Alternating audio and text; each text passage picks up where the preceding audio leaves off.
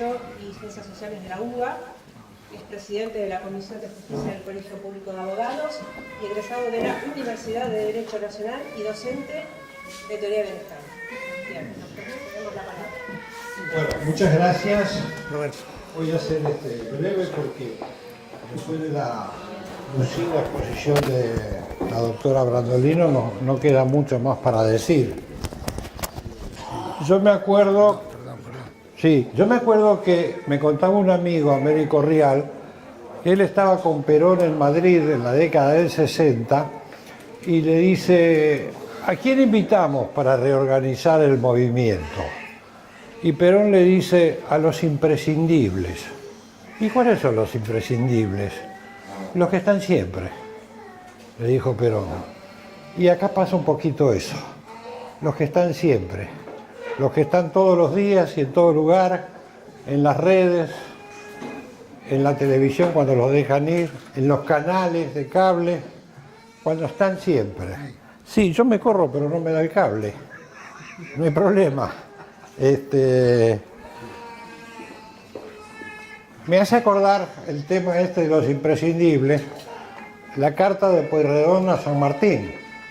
Cuando Pueyrredón le dice: ahí le mandé las 200 tiendas, los 200 sables y las 200 mulas. Y no me pidan más porque no tengo más nada. Después de todo lo que usted quiere hacer es imposible. Y San Martín le dice: sí, es imposible, pero es imprescindible. Así que yo los quiero felicitar que ustedes un sábado a la tarde de primavera hayan venido a escucharnos a mí. A Chinda vale la pena, pero a mí. Bueno, acá también anoté una frase de Eva Perón: no me quiero, espere que esto ayuda un poquito. No es necesario, pero ayuda. Me dijo la oculista: la vista es un músculo, vos tenés que ejercitarla, claro, pero no me quedé jamás en la retaguardia.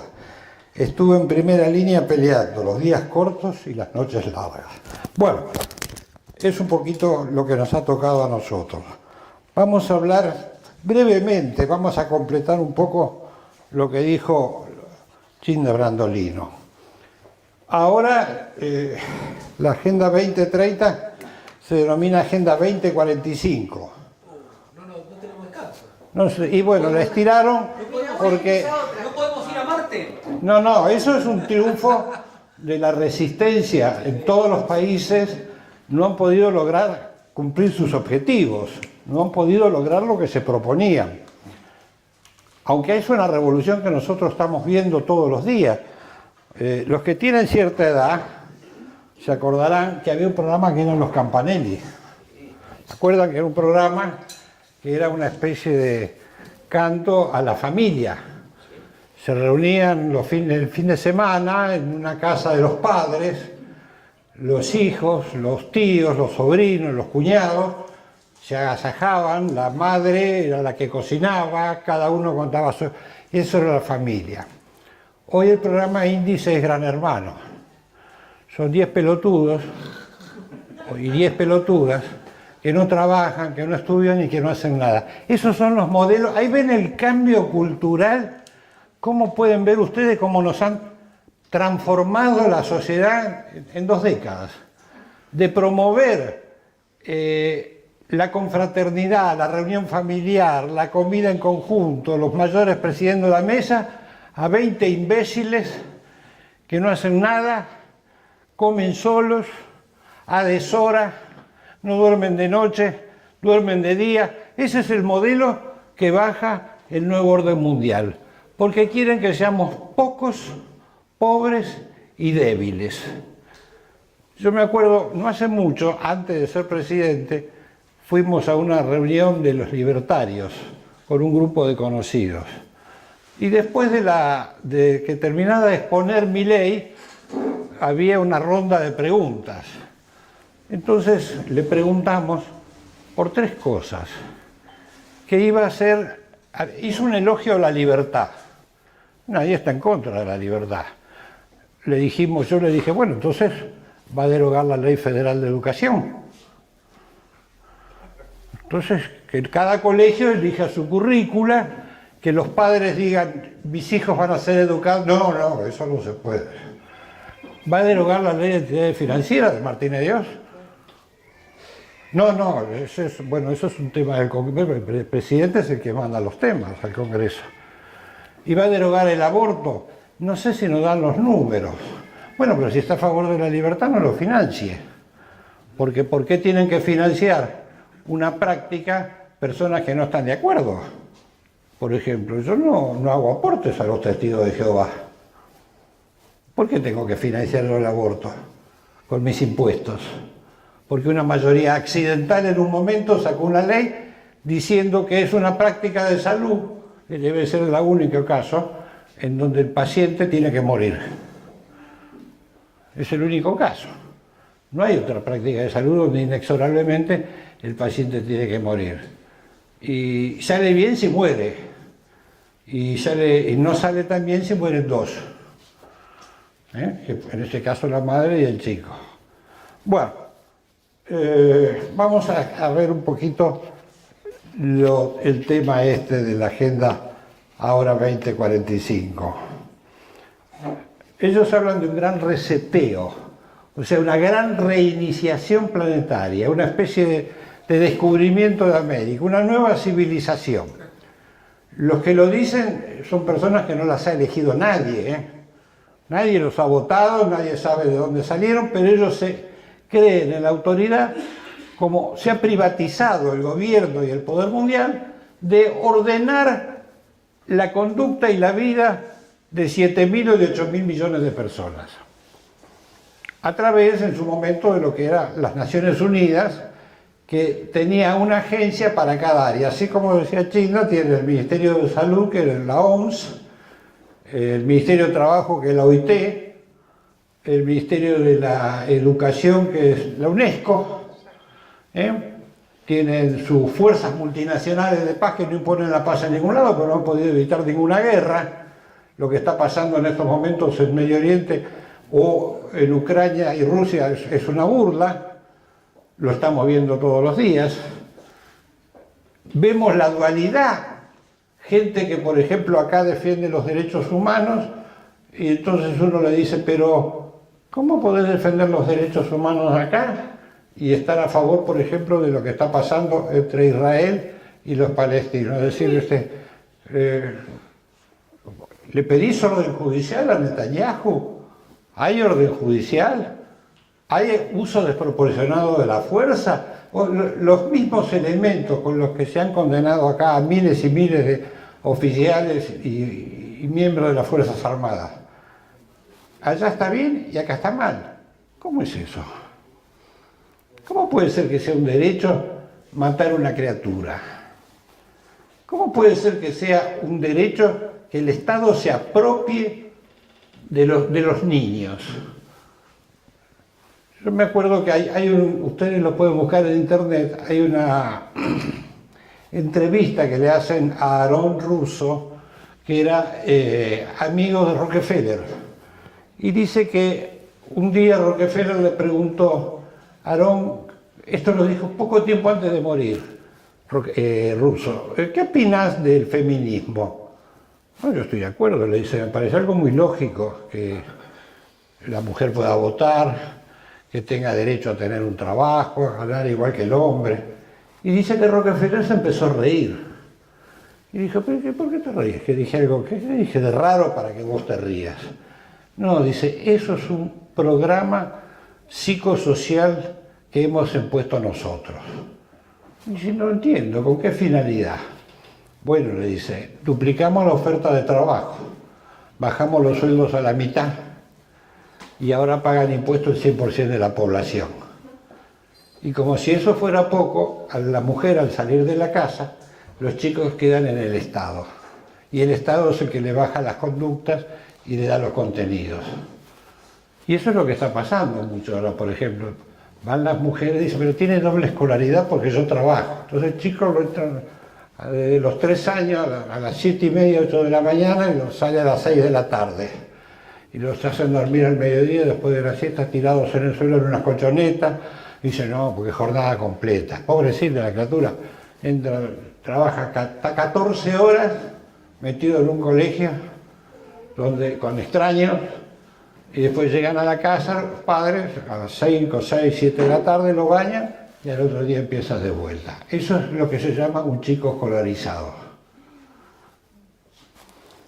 Eso es la educación que nosotros hoy tenemos. La expulsión forzosa de la mujer del hogar ha producido la destrucción de la familia. Por lo menos de la familia que nosotros siempre hemos conocido, donde había una división de roles. Ahora hay una competencia. Se compite entre el hombre y la mujer. A ver quién está más horas, quién gana más dinero, quién es más exitoso. Y ustedes habrán visto ahora la pluralidad de elementos que tiene que existir para poder sobrellevar una familia. Tiene que haber, por ejemplo, me decía un amigo arquitecto que lo ideal era el conventillo. Yo le digo, ¿cómo el conventillo? El conventillo era una unidad de defensa familiar perfecta. Me dice, estaba la tía, el tío soltero, el cuñado. Ahora no, ahora tiene maestra integradora, transporte escolar, psicopedagoga. La cantidad de chicos con trastornos de conducta que hay ahora, me dice, no, porque lo que pasa es que antes no estaban denominados, no se sabe. No, no puede ser que en un colegio con 25 chicos haya 15 con problemas. Acá hay algo, pero acá hay un problema. Acá hay que encararlo ese problema. Bueno, no me quiero volver un charlatán porque si no los voy a cansar más de lo que ustedes están.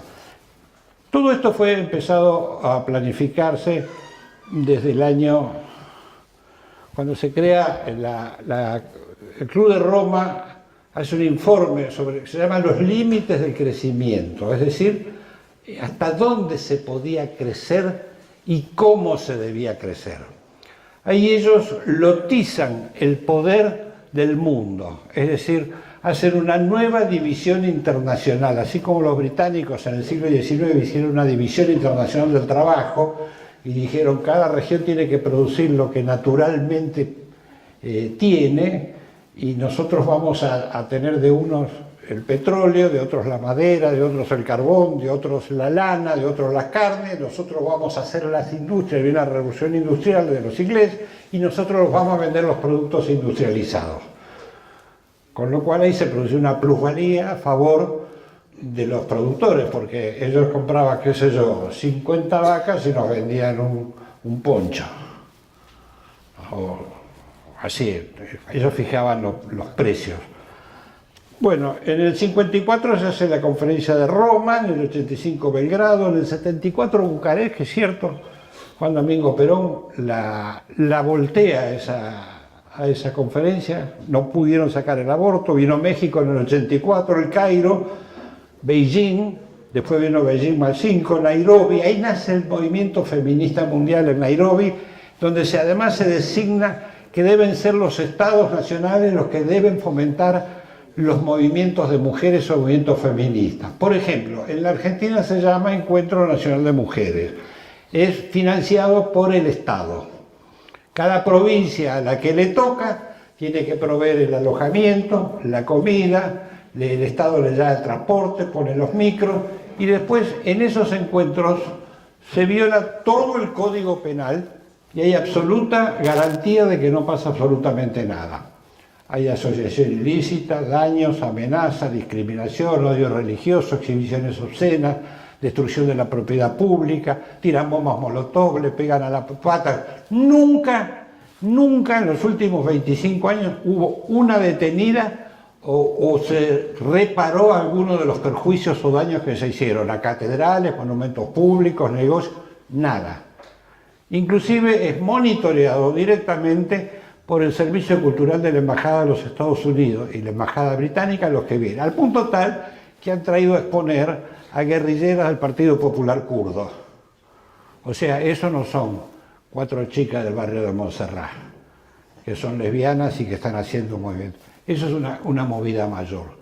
El objetivo de eso era arrinconar socialmente a través de la presión psicológica a los que pueden eventualmente boicotear esa agenda. Por eso el objetivo central siempre en la marcha era contra la catedral. La Iglesia Católica es el blanco. Nunca fue, no era un problema de que son ateos y entonces están contra la religión. Bueno, van a la mezquita de Palermo o van a la sinagoga de la calle Libertad. No, no. El problema es la catedral. Siempre. En Salta, en Mar del Plata, en Rosario, en Córdoba, en Neuquén, en Buenos Aires, en La Plata. Donde ustedes quieran, siempre, digamos, lo simbólico es el ataque a la catedral. Y los lemas consecuentes, ¿no? Que toda iglesia que ilumina es la iglesia que arde y todo eso. Eso lo hemos visto. Bueno, ahí se determinó en estas conferencias la agenda de gobierno mundial. Ahí empezaron todos los programas llamados en su momento de salud reproductiva, después de salud sexual y ahora de diversidad. Contaba Benigno Blanco que una vez un importante dirigente o primer mandatario de una nación africana le recriminó a la delegada de Naciones Unidas de su país y le dijo: dejen de hostigarnos con imponernos el aborto en políticas contrarias a nuestra idiosincrasia. Déjennos ser como nosotros queremos ser. Tanto que ustedes hablan de la libertad, de la pluralidad, permítanos ser como queremos ser. Y le dijo: ustedes tienen que entender que nosotros hemos hecho hincapié durante mucho tiempo en la modificación de la conducta. Y ellos utilizaron como caballito de batalla el VIH. ¿Se acuerdan que en una época era agobiante? Que todo el mundo había que testearse, que esto, que las relaciones, que tenga cuidado. Todo eso desapareció. O sea, el miedo es cíclico. Vamos teniendo distintas etapas de miedo. Vienen los virus, no es un virus, viene el clima, se van a derretir los polos, la capa de ozono, sube el mar, no baja el mar, sube el mar, sí, el calor, llueve, no, pero hace calor, acá, pero tenía que hacer calor, pero está lloviendo, no, uno se vuelve loco si le sigue acá, pero es lo que pasa, lo estamos viendo todos los días. Ni se derritieron los polos, ni la capa de ozono, ni creció el mar, ni se derritió la Antártida, ni desapareció Alaska, no ha pasado nada de todo eso. Pero el terror colectivo, psicológicamente, es lo que permite gobernar.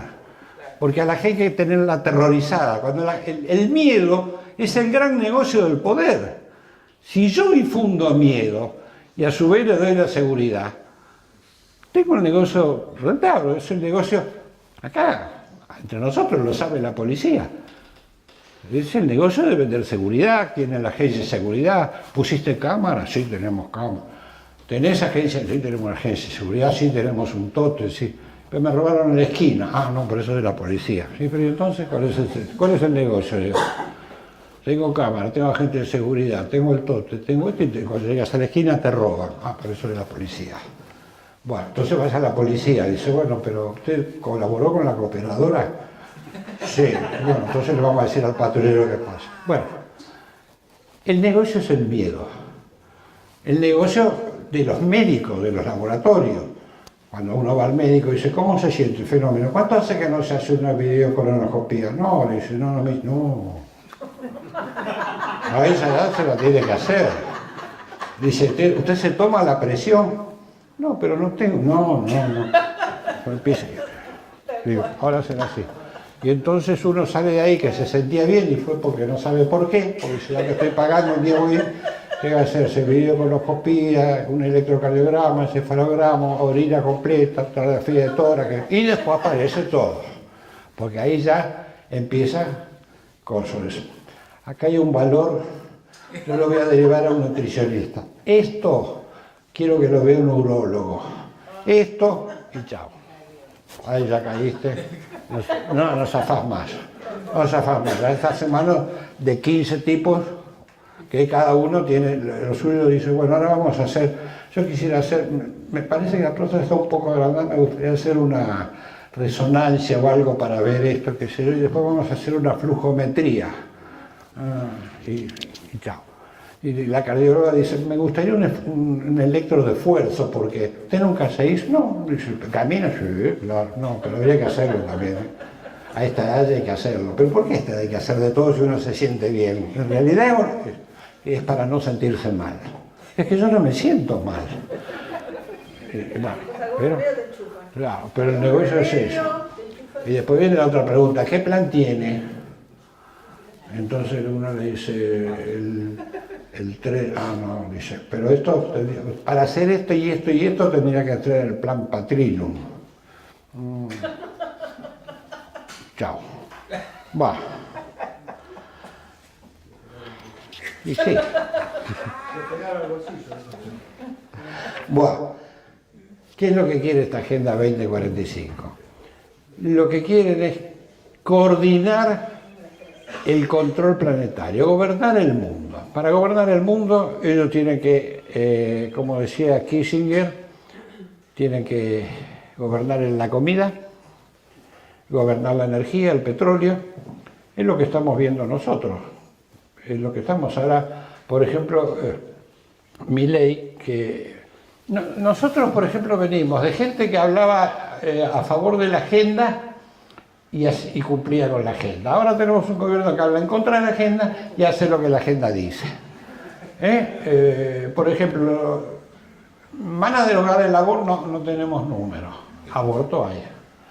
Van a crear la trazabilidad bovina, es decir, le van a aplicar al ganado para seguirlo. Es decir, eso después viene la tasa de contaminación y eso después viene el cambio de los hábitos alimentarios. Ya en Balcarce hay, por ejemplo, contaba un amigo, Canale, hay una fábrica de alimentos en base a insectos, porque dicen que tienen un alto número de proteínas los insectos y no son contaminantes como la vaca. Nosotros somos un país en estos momentos que estamos siendo objeto de ocupación. Tenemos una base comprometida con el Comando Sur de los Estados Unidos en Ushuaia. Por ejemplo, eso lo hemos visto. Vino acá Laura Richardson y va a hacer una base, ya hay ejercicios conjuntos. Tenemos una base de la OTAN en Malvinas, que es la base militar más importante del mundo, porque por cada civil hay 2 militares. Con un agravante, han utilizado tecnología nuclear, vienen submarinos nucleares y están prohibidos por el Tratado Tlatelolco. El Tratado Tlatelolco impide a los países de América, excepto Estados Unidos, desarrollar tecnología nuclear militar o defensiva. Eso es para desarmar a los desarmados, porque ellos no están en contra de... Sí, bueno, desarmate, no, yo no, es para vos. Nosotros no podemos tener, ellos sí. Tenemos un radar británico en Toluín, tenemos una base china, tenemos una base de la Unión Europea en Mendoza, tenemos una base de los Estados Unidos humanitaria en el acuífero Guaraní, en la zona de la Triple Frontera. Tenemos intervenido la hidrovía por el Cuerpo de Ingenieros de los Estados Unidos y ahora le dan al Pentágono el software que van a utilizar para todo el sistema de defensa de nuestras Fuerzas Armadas. Y después tenemos que ver a este pelotudo que cuando ve a los granaderos llora. Y se pone a llorar. Pero se están tomando el pelo. ¿En qué momento a los argentinos nos convirtieron en un conjunto de imbéciles? ¿En qué momento pasó eso? Salvo que sea un país, digamos, que existe porque Dios quiere que exista, y hay un grupo pequeño de argentinos que resiste y resiste y resiste y sigue, y no lo pueden vencer, no lo pueden callar, le mandan las FIB, los persiguen, le hacen denuncias y siguen, y bueno, eso mantiene soplando la llama viva, porque si no, no hay otra manera de explicar de que la Argentina, digamos, con todo en contra, con los jueces en contra, con los legisladores en contra, con los funcionarios en contra, hemos visto nosotros. Acaba de salir sueldos de 40 millones, 35 millones de pesos de los funcionarios públicos, porque tienen 60% de la población abajo de la línea de pobreza, que 2 de cada 3 chicos son pobres, que en el Gran Buenos Aires La mayoría de los chicos no hacen una comida, que hemos perdido talla generacionalmente, tenemos 3 a 5 centímetros menos en determinados sectores de la población, por la mala alimentación, por la falta de proteínas, por la falta de vitaminas, por la falta de calcio. Los chicos no se desarrollan, son chicos de 1,40 m, 1,50 m, el promedio, 1,60 m. Y en eso han colaborado todos. Yo se lo decía otra vez al cacique, al cura cacique de los villeros, de los curas villeros. Ustedes, tanto hablar de la familia, colaboran con la deshogarización de la familia. Porque ustedes atienden, en vez de educar a las madres y enseñarles en una escuela cómo se cocina y a los padres cómo se deben atender a los hijos, los tratan como si fueran pollos parrilleros, que van con la mitad de la cabeza afeitada, un shortcito y la camiseta de la selección argentina a comer, y ahora tienen comedero, bebedero, cenadero, merendero, y van, comen y después a la calle.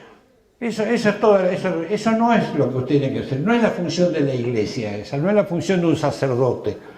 Ustedes no tienen que hacer eso. Eso es suplemento. Ustedes lo que tienen que enseñar, si el Estado le da los recursos, pongan escuelas y enséñenle a ser padres y a ser madres. No a alimentarlos como si fueran aves de corral, porque esa no es la función. Entonces esa gente que no sirve para nada. Hace 40 años, 50 años que son gobernados por los mismos, viven en calles de tierra, no conocen lo que es trabajar, no van a la escuela, no sirven para nada. Lo único que los ha motorizado en algún momento a esos sectores es el fútbol y a los otros el dólar. Yo que recuerdo en los últimos 30 años los argentinos salieron a la calle por dos cosas, por el dólar o por el fútbol. Desde la época de Galtieri, que fue lo de Malvinas, que la gente fue y hizo la diferencia, que no apoyaba a Galtieri, sino que era por Malvinas. Después nunca más los argentinos salieron por otra cosa, nada más que por eso. Bueno, ¿cuáles son los caballitos de este tema? Es implementar la izquierda para que la izquierda lleve adelante el plan que necesita la derecha. La izquierda ya no lucha más por una dictadura del proletariado. No hay más proletariado. Nosotros hemos visto cómo se ha transfigurado, cómo se ha cambiado la sociedad. No en muchos años, ¿cuántas profesiones han desaparecido? ¿Se acuerdan ustedes que existía la telefonista? No puedo hablar con un ser humano nunca, cuando llama por algo. No existe más el ascensorista, el telexista, el que respondía los fax. Eso no existe más. Yo me acuerdo que cuando yo era estudiante de Derecho, tenía un amigo que trabajaba en un estudio laboral, que estudiaba conmigo, y un día se había comprado un coche y me pidió que lo acompañe a la Ford. Y fuimos a la Ford, allá en General Pacheco, y parecía Singapur. Había miles y miles de personas trabajando. Fui hace 10 años atrás, por otro motivo, y no hay nadie. Son máquinas que hacen líneas y uno por ahí con una cosa que hace así. Eso es todo. O sea, la sociedad hoy es una sociedad, la economía es una economía de servicios. Hoy tiene más gente en Mercado Libre que la Toyota. Es una empresa más importante, Mercado Libre, que la Toyota, la maneja Galperín desde Montevideo. Bueno, por eso la izquierda, digamos, quedó vacante. Eso fue el famoso acuerdo de Princeton. En Princeton, una universidad manejada por la CIA en los Estados Unidos, Castañeda Goodman, un guerrillero que fue canciller de México, tuvo la idea de reunir a toda la izquierda latinoamericana después de la caída del muro y de la Unión Soviética, y se llamaba Nuevas Formas de Gobierno, las Nuevas Democracias. Era un cuento, era una rosca, vamos a decirlo en concreto. Pero fueron todos, fueron los del Frente Amplio, que eran los Tupamaros, fueron acá de los Montoneros, Lula da Silva, los del MIR de Chile, los de Inti Peredo de Perú, fueron todos los grupos guerrilleros, del FAL, las Fuerzas Armadas de Liberación Nacional de Venezuela. Y la pregunta que le hicieron es lo siguiente: muchachos, ustedes se quedaron sin patrón. Sí. ¿Quieren llegar al poder? Y nos gustaría, hemos toda la vida luchado para eso, ¿cómo no vamos a querer llegar al poder? Bueno, es muy sencillo. Si ustedes quieren llegar al poder, nosotros los podemos ayudar, pero nos tenemos que poner de acuerdo en un plan de no agresión. Sí, cómo no, ¿en qué consiste? Bueno, primero, no club de la deuda. Cada país arregla su deuda externa por su cuenta como mejor le parece. Eso es lo que le propusieron. Bueno, está bien, dijeron. Total, eso es una deuda que nosotros no hemos contraído, dijeron. Segundo, no desarrollo nuclear. Sí, está bien, ningún problema. Nunca tuvimos armas nucleares. Todo iba con cosas. Salud reproductiva, promover el control de la natalidad, bueno, está bien y qué sé yo. Y eliminar o miniaturizar la industria de defensa o las Fuerzas Armadas, para lo cual cada uno haga lo que quiera, con la excusa de los derechos humanos, que hicieron la guerra, ¿cómo no? Todos firmaron, y en la década del 80 y del 90, todos esos llevaron al poder. Mujica, Tabaré Vázquez, Bachelet, el Partido Comunista, exiliada en Alemania Oriental, Dilma Rousseff, presa por asaltar un banco, Lula da Silva, que era una especie de Altamira en su momento de acá, ahí de la bola en Brasil, era un partido trotskista y minoritario, el PT, sacaba el 3, el 4%, lo hicieron presidente. Un cocainómano, un traficante de cocaína como Evo González, lo hicieron presidente. Acá los Kirchner hicieron presidente, con todo el grupo Montonero, porque ese fue el acuerdo. Les recomiendo el libro El Pacto de Berbisky con Kirchner. Y toda esa gente llegó, y todo eso es lo que pasó. Se reconoció la deuda externa, se pagó, se cercó, se hostigó a las Fuerzas Armadas, se impuso el aborto se puso en la Argentina, se puso en Uruguay, se puso en Brasil, se puso en Chile, se puso en Bolivia, se puso en todos lados. El matrimonio igualitario, la destrucción de la familia, la ideología de género, todos lados. Lo hemos visto, o sea que es una agenda sostenida en el tiempo. Vamos viendo que en todos lados, ahora están en México, por localidades. El aborto primero era por los 3 meses, después en el caso había una violación, después en los 3 meses, ahora a los 6, ahora a los 9, ahora puede haber aborto hasta después de nacido. Y todo lo hemos visto, nosotros los que tenemos algunos años hemos visto esta agenda, la hemos visto desde la época de Alfonsín, cuando Alfonsín afilia a la Unión Cívica Radical, a la Internacional Socialista en Londres, y cuando viene el Congreso Pedagógico, y cuando viene la reforma educativa, y cuando viene la promoción del divorcio, dice, no, bueno, pero a nadie se obliga a divorciar, pero hoy no se casa nadie. Hoy nadie quiere tener hijos. Hoy, digamos, han logrado todos esos resultados de que no se formen familias, de que no crezcamos poblacionalmente, de que la deuda externa, por ejemplo, ahora quieren auditar la UBA. Perfecto. Son dineros públicos, pero la deuda externa no se audita. La deuda externa que tiene un fallo de la justicia que dijo que era inmoral y ilegítima, que no sabemos a quién le debemos. No sabemos a quién le debemos. O sea, nosotros negociamos una deuda y no sabemos quiénes son los acreedores. Porque Menem inventó el tema de los títulos. Antes la deuda tenía nombre y apellido, ya sea un banco o una persona.